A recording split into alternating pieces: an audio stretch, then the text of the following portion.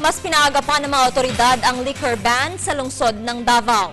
Samantala, curfew para sa mga menor de edad hanggang alas 9 na lamang ng gabi. Ang buong detalye mula sa kasama naming si Peng Alinio ng Radyo ng Bayan, Davao. Nais ngayong amyendahan ni Davao City Vice Mayor Paolo Pulong Duterte na mas siksibitan pa ang pagpapairal ng liquor ban sa buong Davao City, tulad ng nais ng ama nitong si Mayor Rodrigo Duterte.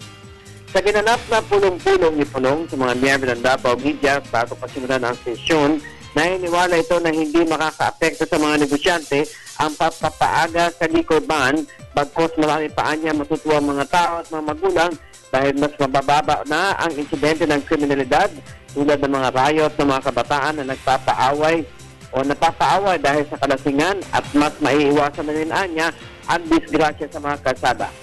Samantala, nais naman ni Vice Mayor Duterte na babaan pa ang curfew for minors sa oras na alas 9 ng gabi para na rin sa kaligtasan ng mga kabataan. Naniniwala ito na mas maraming mga magulang hindi na matatakot dahil nasa bahay na ang kanilang mga anak pagdating ng alas 9. Para sa Telebisyon ng Bayan, Peng Alinio ng Radyo ng Bayan, Davao, nag-uulat.